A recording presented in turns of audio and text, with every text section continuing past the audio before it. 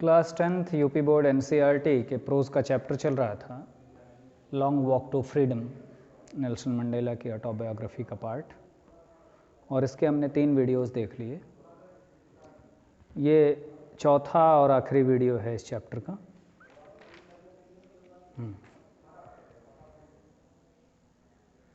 तो हम लोगों ने अब तक वहाँ तक देख लिया था कि कैसे इनका शपथ ग्रहण समारोह मनाया गया और इन्होंने शपथ लिया। इसके बाद सेना ने और पुलिस वालों की परेड हुई और उनके वायुयानों ने, एयरफोर्स ने अपनी शक्ति दिखाई, अपने कला का प्रदर्शन किया।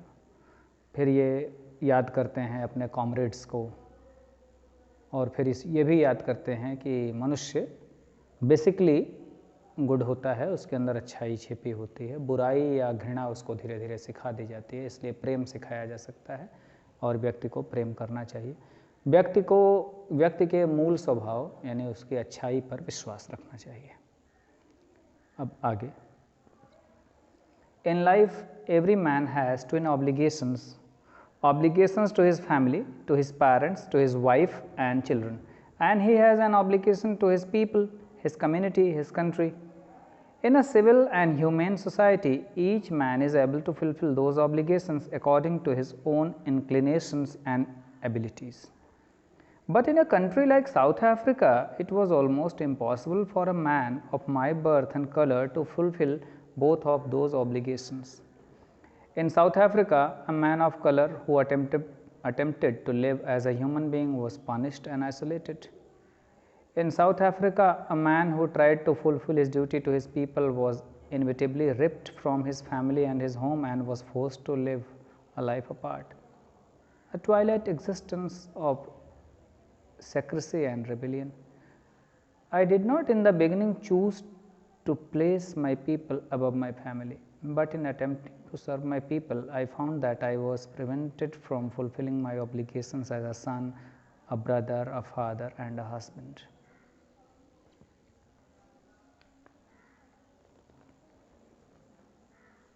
अब इस पैराग्राफ में नेल्सन ये बता रहे हैं क्या क्या समस्याएं आ रही थीं निजी जीवन और सामाजिक जीवन दोनों को एक साथ जीने में साउथ अफ्रीका में, या किसी भी डिपेंडेंट कंट्री में क्या होता है, जो भी किसी का गुलाम होगा उस देश में क्या समस्याएं हो सकती हैं।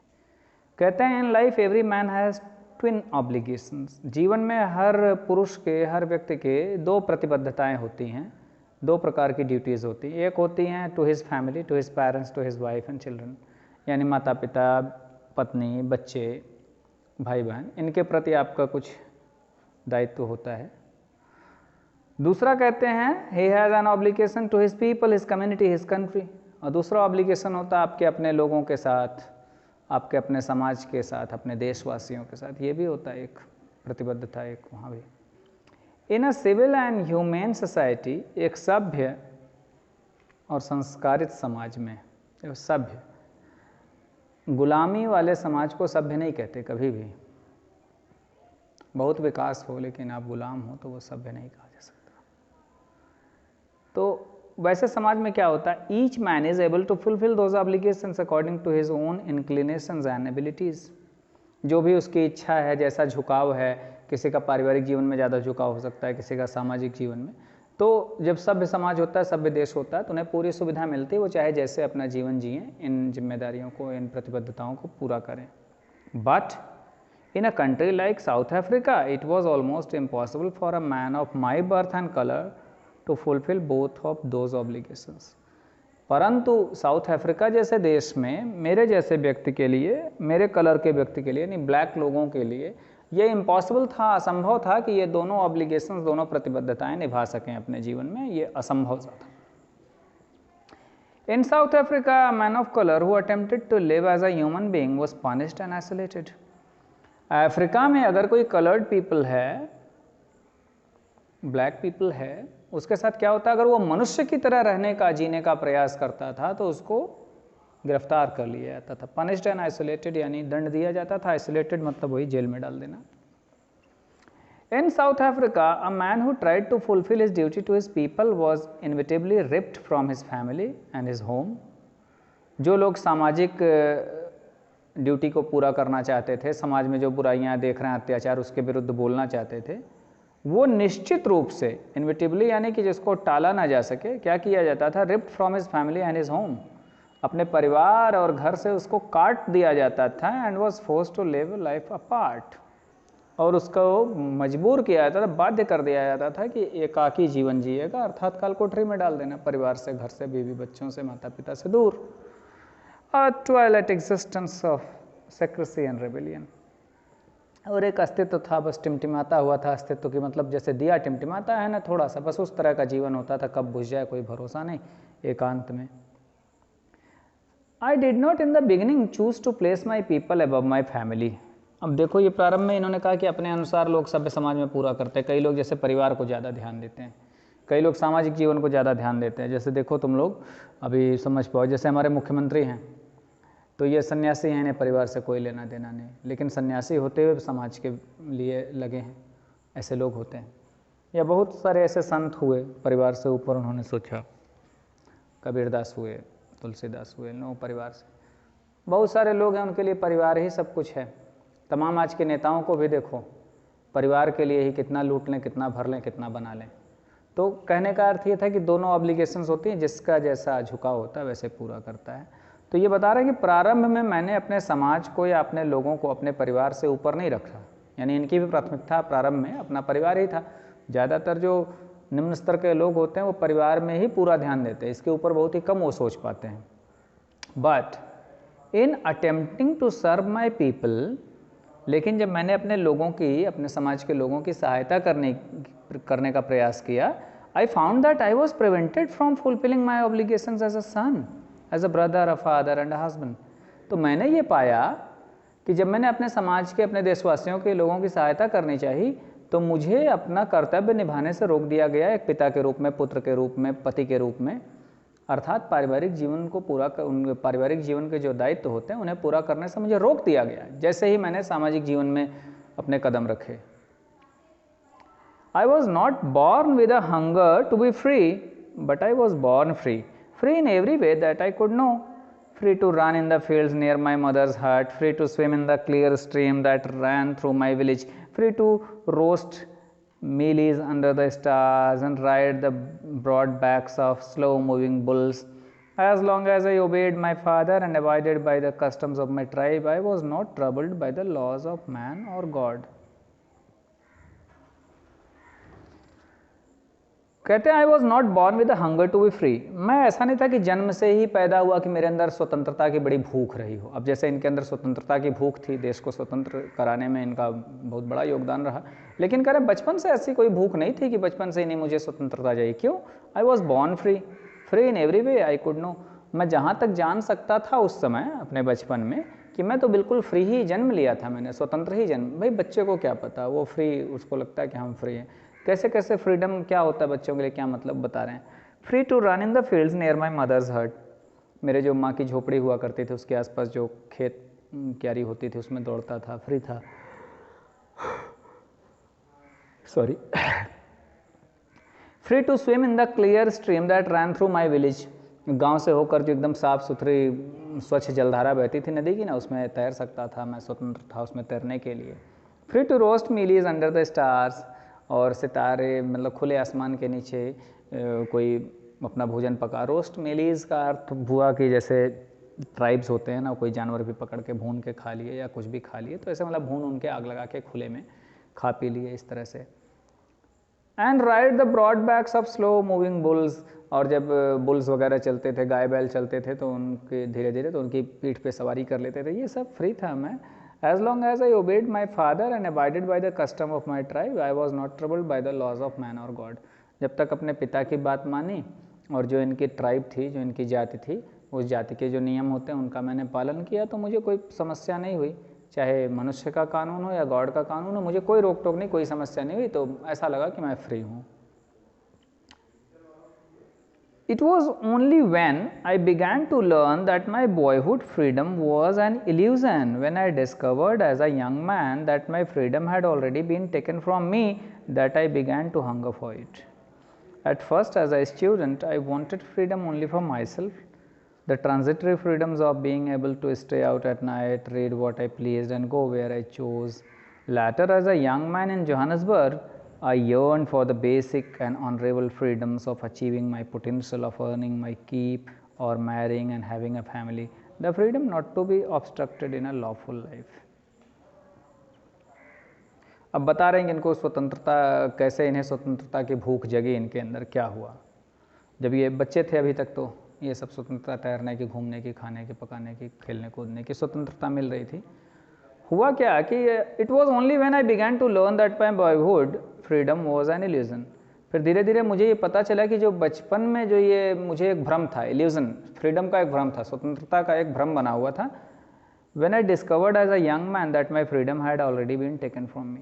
जब मैं बड़ा जवान हुआ, यंग मैन हुआ, तो मुझे पता चला कि मेरी स्वतंत्रता तो मेरे जन्म के पहले से ही मुझसे छीन ली गई है। तब इन्हें समझ में आया कि अच्छा, हम लोग मतलब परतंत्र हैं, हम दूसरों के अधीन हैं, ये इन्हें पता चला।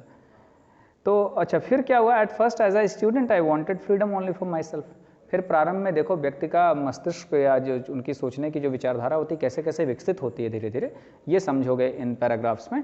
तो कह रहे हैं कि जब अब बचपन में देखो कैसी सोच थी, फिर जब स्टूडेंट हुए, यंग हो गए, तो अब ये सोच रहे हैं कि भाई तब तो मैं केवल अपने लिए स्वतंत्रता चाह रहा था स्टूडेंट के रूप में। जब मैंने देखा नहीं हम परतंत्र हैं, तो मैं अपने लिए स्वतंत्रता चाहता था। और कौन कौन सी स्वतंत्रता इनके लिए थी? देखो क्या क्या था। Being able to stay out at night, छोटे छोटे ट्रांजिटरी फ्रीडम्स, मतलब सामान्य छोटी छोटी आज़ादी। क्या करें भाई, तुम लोग जैसे बड़े हो रहे, जवान है, तो क्या इच्छा होती कभी कभार रात को बाहर रहें अपने मन से, कोई हमें रोके ना, कहाँ थे रात भर, किसी दोस्तों के साथ पार्टी वार्टी घूमें या ऐसे कुछ भी। फिर क्या हुआ? रीड वॉट आई प्लीज्ड, और जो भी पढ़ना चाहें वो पढ़ें। देखो परतंत्र देशों में ना ये पढ़ाई वढ़ाई पे भी छूट नहीं होती, भाई तुम निश्चित चीज़ें पढ़ सकते हो, ऐसा नहीं कि कोई भी लिटरेचर कुछ भी पढ़ लोगे, इन सब पे भी बैन रहता था, हर जगह होता था। हमारे यहाँ भी आनंद मठ उपन्यास छपा तो इसको बैन किया था अंग्रेज़ों ने। ढेर सारी ऐसी पुस्तकें बैन कर दी जाती हैं। और फिर और what and go where I chose, और जहाँ भी जाना चाहूँ वहाँ जाने की स्वतंत्रता, यानी यही सब बस निजी स्वतंत्रता चाहने लगा जब मैं स्टूडेंट हुआ, यंग हो गया थोड़ा। लेटर बाद में एज अ यंग मैन, जब थोड़ा सा और परिपक्व हुआ, जोहान्सबर्ग शहर का नाम है साउथ अफ्रीका का, वहाँ की घटना है। I yearn for the basic and honourable freedoms of achieving my potential. तो मैं इतनी स्वतंत्रता चाहता था कि जो मूलभूत स्वतंत्रता है कि मैं अपनी पूरी शक्ति को, जो मेरे अंदर क्षमता है, उसका विकास कर सकूं। Of earning my keep, earning my keep यानी अपना जो भी धन संपत्ति है मैं उसको अर्न कर सकूं, कमा सकूं, मेरी पूरी शक्ति का विकास हो। Of marrying and having a family, और मैं विवाह कर सकूं, अपना परिवार रख सकूं। The freedom not to be obstructed in a lawful life, और ये चाहता था कि बस इतनी आज़ादी मिले कि ये कानून का मैं पालन करके जीऊँ, लेकिन मेरे पारिवारिक जीवन में मैं आराम से कुछ कमा धमा सकूँ, पत्नी रहें, बच्चे रहें, कोई मुझको रोक टोक ना हो। यहाँ तक अब सोच बनी थी। But then I slowly saw that not only I was not free, but my brothers and sisters were not free. I saw that it was not just my freedom that was curtailed, but the freedom of everyone who looked like I did. That is when I joined the African National Congress, and that is when the hunger for my own freedom became the greater hunger for the freedom of my people. It was this desire for the freedom of my people to live their lives with dignity and self-respect that animated my life, that transformed a frightened young man into a bold one, that drove a law-abiding attorney to become a criminal, that turned a family-loving husband into a man without a home, that forced a life-loving man to live like a monk. I am no more virtuous or self-sacrificing than the next man, but I found that I could not even enjoy the poor and limited freedoms I was allowed when I knew my people were not free. Freedom is indivisible. The chains on any one of my people were the chains on all of them. The chains on all my people were the chains on me. हम लोगों ने 3 stages देखे कि कैसे कैसे उनकी विचारधारा बदल रही स्वतंत्रता को लेके। अब ये लास्ट स्टेज जब फुल्ली डेवलप हो गई उनकी आइडियोलॉजी, क्या हुआ? But then I slowly saw that not only I was not free. धीरे धीरे मैंने ये देखा और समझा कि केवल ऐसा नहीं कि मैं ही स्वतंत्र नहीं हूँ, but my brothers and sisters were not free. मेरे भाई बहन भी स्वतंत्र नहीं थे, भाई बहन को तुम ब्रॉड सेंस में ले सकते हो, देशवासियों के सेंस में, केवल निजी भाई बहन तक ही सीमित रखना उचित नहीं लगता अर्थ के अनुसार। I saw that it was not just my freedom that was curtailed. मैंने ये भी देखा, ये भी समझा कि केवल मेरी स्वतंत्रता नहीं काट दी गई थी, मेरी स्वतंत्रता नहीं छीनी गई थी, but the freedom of everyone who looked like I did. जो भी मेरे जैसे दिखते थे यानी मेरी जाति के थे, ब्लैक पीपल थे, वहाँ के नेटिव पीपल थे, उन सबकी स्वतंत्रता छीनी गई थी। मैंने ये देखा धीरे धीरे। That is when I joined the African national Congress. और तब फिर मैंने अफ्रीकन नेशनल कांग्रेस नाम की पार्टी ज्वाइन कर ली, वो इसके विरुद्ध लड़ रही थी। And that is when the hunger for my freedom became the greater hunger for the freedom of my people. तब जो मेरे अंदर भूख थी, स्वतंत्रता की एक ललक थी मेरे अंदर, जो अपनी स्वतंत्रता तक सीमित थी, वो बढ़कर महान हो गई, विशाल हो गई और पूरे अपने देशवासियों की स्वतंत्रता की भूख बन गई। यानी मैं सभी की स्वतंत्रता की भूख को अनुभव करने लगा कि नहीं, स्वतंत्रता तो सबके लिए होनी चाहिए। It was this desire for the freedom of my people to live their life with dignity and self respect that animated my life. ये इच्छा कि मेरे देशवासियों को आत्मसम्मान के साथ, स्वाभिमान के साथ जीने का अवसर मिले, इस इच्छा ने मेरे जीवन को बिल्कुल बदल दिया, परिवर्तित कर दिया। क्या परिवर्तन हुआ? That transformed a frightened young man into a bold one. एक डरा डरा सा रहने वाला मैं जवान आदमी था, लेकिन उसको बोल्ड बना दिया, बिल्कुल साहसी बना दिया इस घटना ने। ये जब स्वतंत्रता की मांग मैंने सबके लिए उठाई और ये समझा, तो मैं थोड़ा सा डरा डरा सा रहने वाला सभी लोग ऐसे सामान्य जीवन में डरे डरे से ही रहते हैं, कानून का पालन करते हैं, तो मैं निर्भीक हो गया। That drove a law abiding attorney to become a criminal. और भाई ये वकील थे और कानून का पालन करते थे, लेकिन अब मैं क्रिमिनल बन चुका था। क्रिमिनल क्यों बन चुका था?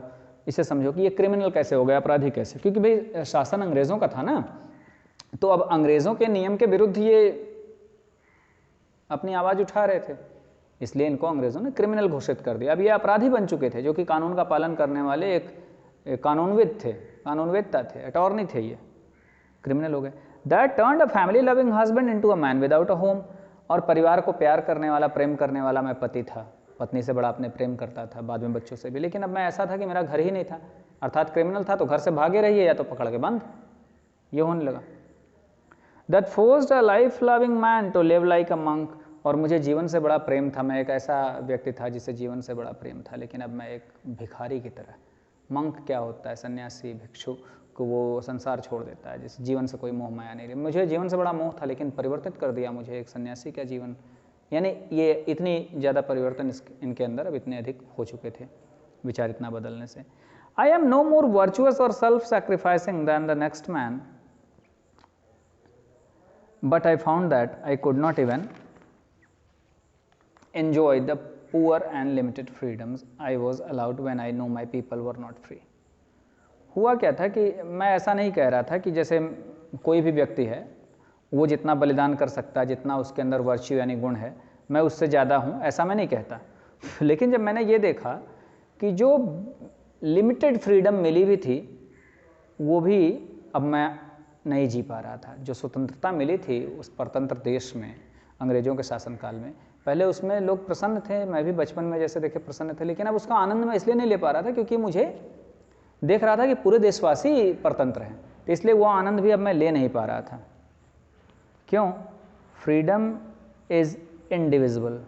फ्रीडम जो है ना, बांटी नहीं जा सकती। ऐसा नहीं कि नहीं ये स्वतंत्र है, तुम नहीं हो, तुम नहीं हो, तो आनंद नहीं आता। क्यों भाई? The chains on any one of my people were the chains on all of them. क्योंकि मेरे लोगों पे, मेरे देशवासियों के अगर एक के ऊपर भी कोई जंजीर है ना, तो वो जंजीर समझो कि सभी पर बंधी हुई है, सभी लोग उस गुलामी को, उस परतंत्रता को सह रहे हैं, ऐसा है। The chains on all my people were the chains on me. और मेरे पूरे देशवासियों के ऊपर जो जंजीर थी, जो नियम कानून थोपे गए थे ब्रिटिश शासन के द्वारा, वो मेरे ऊपर समझ लो थोपे गए थे। मैं ऐसा अनुभव करता था, तो जो थोड़ी बहुत स्वतंत्रता थी भी, उसका मैं आनंद नहीं ले पा रहा था। I knew that the oppressor must be liberated just as surely as the oppressed. A man who takes away another man's freedom is a prisoner of hatred. He is locked behind the bars of prejudice and narrow-mindedness. I was not truly free if I am taking away someone else's freedom, just as surely as I am not free when my freedom is taken from me. The oppressed and oppressors alike are robbed of their humanity. ये बहुत अच्छी बात, बड़ी सुंदर बात तुम्हारे chapter का ये लास्ट पैराग्राफ है। कहते हैं I know that oppressor, oppressor यानी अत्याचार करने वाला, ऑप्रेस्ड यानी अत्याचार जिसके ऊपर हो रहा है, अत्याचार पीड़ित। मैं जानता था कि अत्याचारी या दमनकारी और जिनके ऊपर अत्याचार हो रहा है दोनों को स्वतंत्रता मिलनी चाहिए। लिबरेटेड यानी स्वतंत्रता। ऐसा नहीं कि केवल जिसके ऊपर अत्याचार हो रहा है उसे ही स्वतंत्रता मिलनी चाहिए, नहीं नहीं, अत्याचारी को भी स्वतंत्रता मिलनी चाहिए। अब ये बड़ा विचित्र लग रहा होगा तुम लोगों को सुनने में कि भाई अत्याचारी तो स्वतंत्र है, वो तो अपनी पावर का पूरा दुरुपयोग करके दूसरों को सता रहा है, ऐसा कर रहा है। लेकिन देखो कितनी अच्छी और कितनी बड़ी बात ये कह रहे हैं अगली पंक्ति में, a man who takes away another man's freedom is a prisoner of hatred. कोई व्यक्ति जो दूसरों की स्वतंत्रता छीनता है ना, तो वो भी कैदी है, वो भी गुलाम है। किसका गुलाम है? हेट्रेड का, घृणा का। स्वतंत्र नहीं है, वो घृणा रूपी एक दुर्गुण का गुलाम है, उसका दास है। He is locked behind the bars of prejudice and narrow mindedness। वो भी जेल के पीछे बंद है। कौन सी जेल उसे बंद किए हुए है? नैरो माइंडेडनेस, संकीर्ण विचारधारा। वो संकीर्ण विचारधारा का कैदी है। ऐसा नहीं कि उसको मानसिक कष्ट कम है, मानसिक रूप से एक बहुत ही गंदी बीमारी है संकीर्ण विचारधारा, घृणा या प्रेजुडिस यानी पूर्वाग्रह। पूर्वाग्रह, प्रेजुडिस वो विचारधारा होती है बिना किसी लॉजिक के किसी के बारे में कोई धारणा बना लेना। तो उसका वो भी गुलाम है, वो भी उसका कैदी है, जो ऑप्रेसर है, उसको भी स्वतंत्रता मिलनी चाहिए। आई am not truly free if I am taking away someone else's freedom. मैं सच में स्वतंत्र नहीं हूँ अगर मैं किसी दूसरे की स्वतंत्रता छीन रहा हूँ, तो मैं भी स्वतंत्र नहीं हूँ। Just as surely as I am not free when my freedom is taken from me. बिल्कुल वैसे ही जैसे कि मेरी स्वतंत्रता कोई छीन ले तो मैं स्वतंत्र नहीं हूँ, वैसे अगर मैं दूसरों की स्वतंत्रता छीनता हूँ तब भी मैं स्वतंत्र नहीं हूँ। The oppressed and the oppressor alike are robbed of their humanity. Oppressor अत्याचार करने वाला, ऑप्रेस्ड अत्याचार जिसके ऊपर हो रहा है, दोनों ही छीन लिए जाते हैं, दोनों से दूर कर दिया जाता है। ह्यूमैनिटी, मानवता के गुण, दोनों की मानवता मर जाती है, इसलिए दोनों ही गुलाम हो जाते हैं, परतंत्र हो जाते हैं। इसलिए दोनों को स्वतंत्र होना चाहिए, अर्थात हमें कभी भी दूसरों की स्वतंत्रता छीनने का प्रयास नहीं करना चाहिए। बहुत बड़े लीडर थे ये, और लगभग आधे से अधिक जीवन इन्होंने जेल में बिताया। इनके बारे में तुम लोग और पढ़ सकते हो, जानकारी ले सकते हो। ठीक है, तो चैप्टर यहाँ समाप्त होता है। तुम लोग इसको अच्छी तरह से रिवाइज़ कर लेना, खूब भावनाओं को समझना। कठिन शब्दों का प्रयोग है नहीं, कुछ नए शब्द तुम लोगों को मिल सकते हैं। वो इसलिए मिलते हैं कि तुम लोगों की वोकैबुलरी बड़ी वीक होती है, शब्द कोश जो है, शब्द भंडार तुम लोग बढ़ाते नहीं। नए नए शब्दों को सीखो, उनको रटो, ये बहुत आवश्यक है। हम लोग फंस जाते हैं, कई बार नहीं समझ में आता, देखते हैं, कंसल्ट करते हैं, तो शब्द भंडार बढ़ाओ। किसी भाषा को सीखने के लिए बहुत आवश्यक है। इसे बार बार वीडियोस को देखो, लेकिन बुक्स में पढ़ते हुए देखो।